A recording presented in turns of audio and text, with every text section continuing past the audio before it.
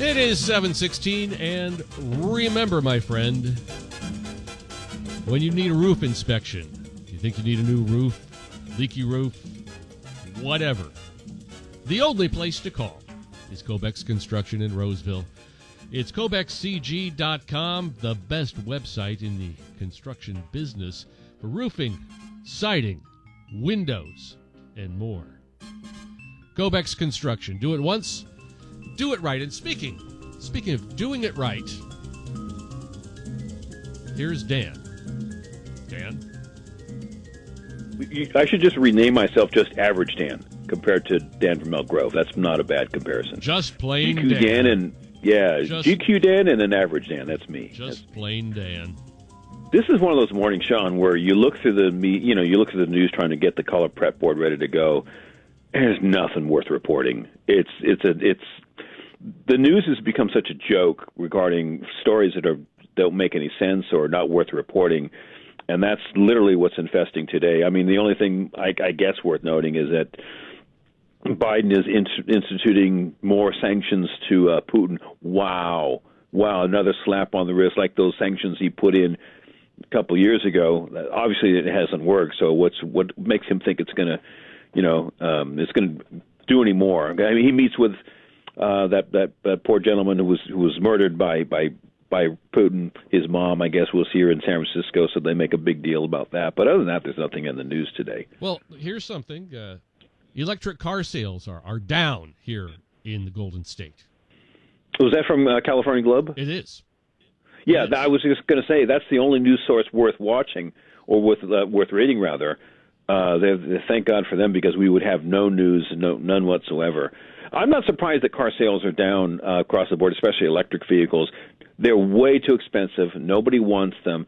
And even the gasoline-powered engines, they're so souped up, and they put all the bells and whistles on them that they want $75,000 for a new truck. Detroit is headed for another crash. No question about it. No pun intended. Dealerships. Yeah, it's going to be. Well, actually, you know what? That was no pun intended. I should have threw that out. Thank you for catching that. Hey, we're kind of making up the news as we go. Look at this. This is the local newscast. So right Next here. Next thing you know, will be CNN. But I've been meaning to talk about, because it's so worth noting, and I've mentioned this before, the absolute power of the media. The media. Who was it? Richard Nixon, who coined the phrase the imperial media. When we think of the media in this country, the problem is that they have a sense of self-righteousness, a double standard on issue after issue after issue. They can find everything wrong with somebody else, but they will not look inside and ever admit that they could be wrong themselves. And what was involved here in the Watergate thing was the unfairness of it. Oh, there was a legitimate thing to investigate, but they refused to balance it. They allowed their advocacy to get ahead of their reporting, which is their job to do. They are elitist. You can't sue them. You can't do anything about them. You could try to turn them off, but that's not going to do anything, because, again, they have taken over. They have such power, even politicians have fear of them. When I was writing for a small little paper, the Sonoma Sun, it was a non-paid position, but I had my articles posted, and I was a columnist for a small time. I had power, Sean, like you couldn't believe. When I was reporting on the fires back in 2017, because I took that assignment, before I would call your local politician, whether it's a congressperson or state senator or whatever, they wouldn't talk to you.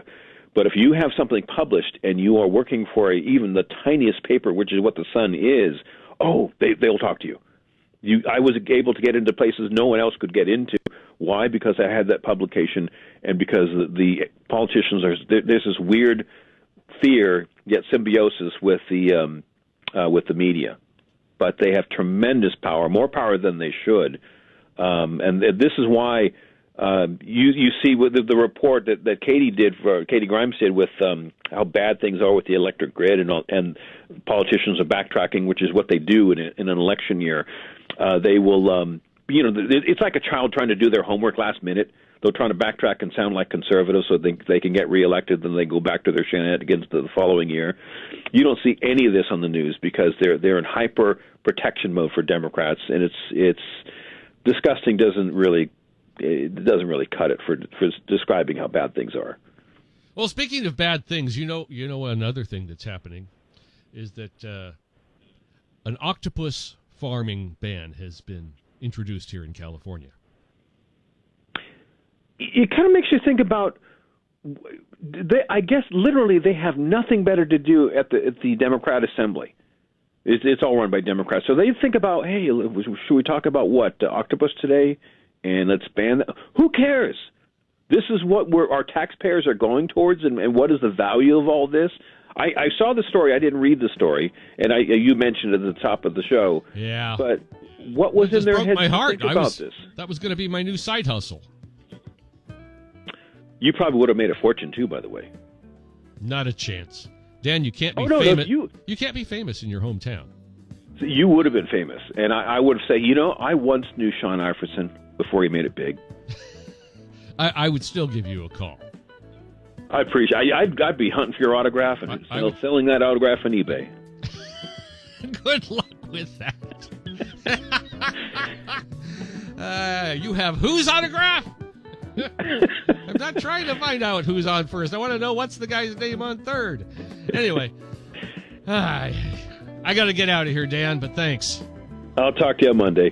You take care. It is 7:22.